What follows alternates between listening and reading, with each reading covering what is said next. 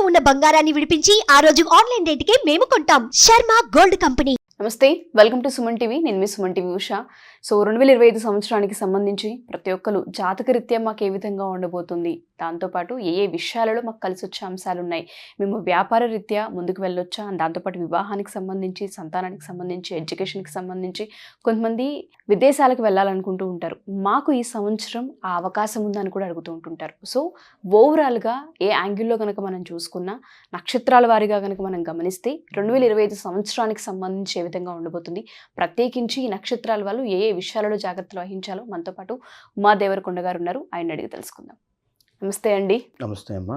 మృగశిర నక్షత్రం వారి కనుక మనం చూసుకుంటే 2025 సంవత్సరాంతం అసలు ఏ విధంగా ఉండబోతుంది అంటారు? అండ్ ఈ నక్షత్రంలో ఉన్న రాసుల వాళ్ళకు కూడా ఏ విధంగా కలిసి వచ్చే అంశాలు ఉన్నాయంటారు? మృగశిర నక్షత్రం వాళ్ళు 2025 సంవత్సరంలో విపరీతమైన కష్టాలు అనుభవించబోతున్నారు.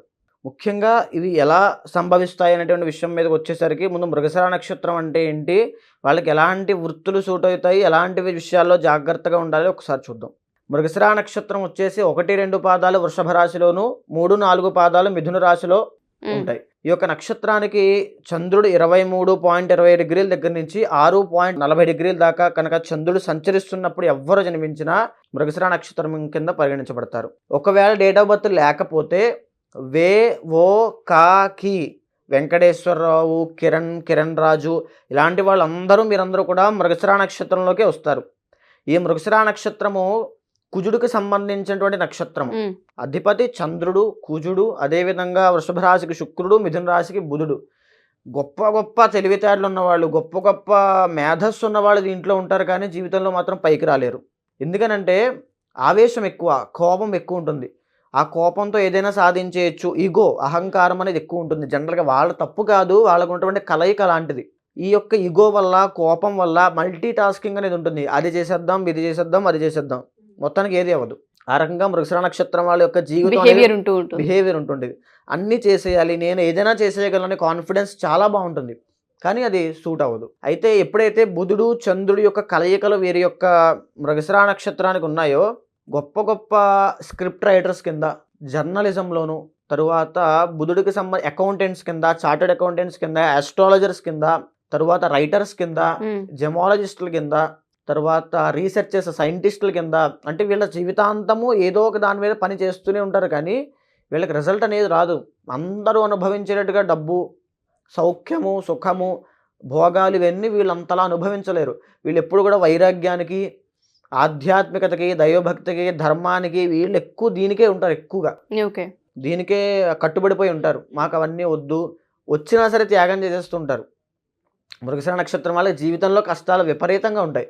మ్యారీడ్ లైఫ్లో కూడా కష్టాలు ఉంటాయి. వీళ్ళకి కొని తెచ్చుకుంటారు వాటిని. మ్యారీడ్ లైఫ్లో కూడా ఏ సమస్యలు అయినప్పుడు కూడా వీళ్ళకి కావాలని సమస్యలు తెచ్చుకుంటారు మృగశిర నక్షత్రం వాళ్ళు. వీళ్ళ కోపం మాత్రం తగ్గించుకోకపోతే మృగశిర నక్షత్రం వాళ్ళ జీవితంలో పైకి రాలేరు.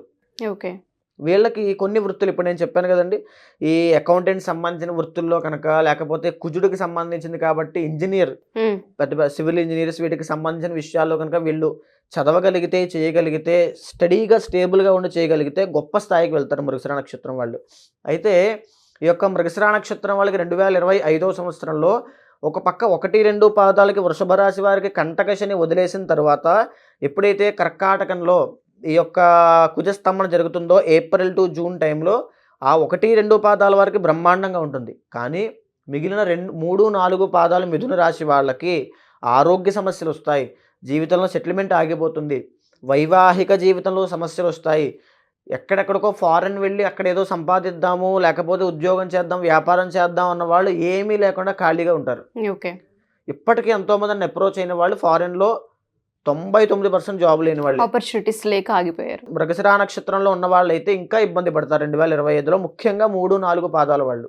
ఈ 3-4 పాదాల వాళ్ళు ఎవరైనా 1-2 కూడా, ఎందుకంటే అప్పుడప్పుడే వీళ్ళకి కంటకశని వదిలింది కాబట్టి ఇప్పటిదాకా చాలా ప్రాబ్లమాటిక్ జీవితంలో గడిపారు.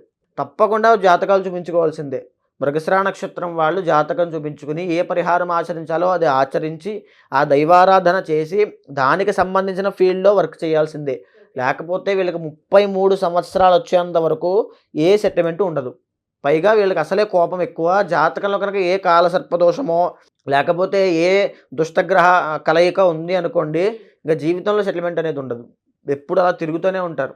సో వాళ్ళకి సెటిల్మెంట్ అనేది ఉండదు. 2025 సంవత్సరంలో మృగశిర నక్షత్రానికి 3-4 పాదాలకి ఎస్పెషల్గా ఇబ్బందులు రాబోతున్నాయి. సో వాళ్ళు చాలా జాగ్రత్తగా ఉండాలి. సో మిగతాది ఇంకా ఎంత డీప్గా మాకు ఎంత లోతుగా చూడాలి అనేటువంటి విషయం మీద అంతర్గత జాతకం మీదే ఆధారపడి ఉంటుంది. అవును, తప్పకుండా వాళ్ళ వైవాహిక జీవితంలో సమస్యలు రాబోతున్నాయని చెప్పాను. ఇంకా ఎంతవరకు అది డైవర్స్ అయిపోతుందా, కలిసే ఉంటారా, లేకపోతే సంతానపరంగా ఇప్పుడు ఎప్పుడైతే కుజస్తంభన అనేటువంటి విషయం మీద మృగశిర నక్షత్రం అంటే కుజుడికి సత్వగుణకు సంబంధించింది, దైవారాధన, వైరాగ్యము, మ్యారీడ్ లైఫ్ మీద ఇంట్రెస్ట్ ఉండకపోవడము, ఇవన్నీ కనబడతాయి. మృగశిర నక్షత్రం వాళ్ళని ఇవన్నీ ఉంటాయి. తర్వాత కలహాలు, తగాదాలు, గొడవలు, కోర్టు కేసులు, పోలీస్ కేసులు, లేకపోతే ల్యాండ్ ఇష్యూస్, తర్వాత స్థలాలకి సంబంధించిన తగాదాలు, వాటిలో గొడవలు అవ్వడము, రక్తాన్ని చూడడము, యాక్సిడెంట్స్ అవ్వడము, ఇలాంటివి చాలా కనబడతాయి. సో చాలా జాగ్రత్తగా 2025 సంవత్సరంలో అప్రమత్తంగా ఉండాలి. సుబ్రహ్మణ్య స్వామి యొక్క ఆరాధన తప్పకుండా చేయాలి. ఓకే, అప్పుడు మిథున రాశిలో ఉన్నటువంటి ఈ యొక్క మృగశిర 3-4 పాదాల వాళ్ళకి బాగుంటుంది. తద్వారా అంతర్గత జాతకంలో ఏవైతే దోషాలు ఉన్నాయో వాటి నివారణ చేసుకోవడం వల్లనే సంపూర్ణమైనటువంటి ఫలితాన్ని అందుతారు. ఇది తాత్కాలికంగా సుబ్రహ్మణ్య ఆరాధన అనేది యొక్క కుజదోషానికి సంబంధించి పోవడము, గోచారపరంగా ఏవైనా దోషాలు ఉంటే అవన్నీ కూడా కొంత శాంతింపజేస్తాయి. అంతర్గత జాతకంలో వింశోత్తరిలో ఏదైతే మీరు ఏ కంట్రోల్లో, ఏ గ్రహం యొక్క కంట్రోల్లో ఉన్నారో అది మాత్రమే మిమ్మల్ని డిసైడ్ చేస్తుంది ఏం చెయ్యాలి అనేది. సో ఆ రకంగా చూడాలండి. థ్యాంక్ యూ అండి, థ్యాంక్ యూ సో మచ్. నమస్తే అమ్మా. సో ఎవరైనా సరే మా ఈ వీడియో కనుక చూస్తూ ఉంటే, మీరు కనుక నక్షత్రాలు కనుక వీడియోస్ చూస్తుంటే మీకు అర్థమవుతూ ఉంటుంటుంది కొంతవరకు 50% ఏ విధంగా ఉంటుంది ఈ నక్షత్రాల వాళ్ళకని ఉమాదేవరకొండ గారు మీకు ఎక్స్ప్లెయిన్ చేశారు. అండ్ అంతర్గత జాతకం మీద మిగతా డిపెండ్ అయి ఉంటుంది. ఎవరైనా సరే మా ఈ వీడియోస్ చూసిన తర్వాత మీరు ఒకసారి కన్సల్ట్ అవ్వాలి అనుకున్నా, అపాయింట్మెంట్ తీసుకోవాలి అనుకున్నా, నూతన సంవత్సరానికి సంబంధించి వ్యాపారాన్ని మొదలు పెట్టాలి అనుకుంటున్నాము, లేదంటే ఉద్యోగంలో మారాలి అనుకుంటున్నాము, లేదంటే ట్రాన్స్ఫర్ ఉంది మాకు అని మాట్లాడుతూ ఉంటుంటారు. ఇవన్నీ కలిసి వచ్చే అంశాలా కాదా, మాకు ఏ విధంగా ముందుకు వెళ్తే మంచిది, ఆర్థికంగా మేము బలపడతామా లేదన్న వాటిపైన మీకు కనుక వివరణ కావాలి అనుకుంటే కింద స్క్రోల్ అవుతున్న కాంటాక్ట్ నెంబర్ని కాంటాక్ట్ చేయొచ్చు. Thank you.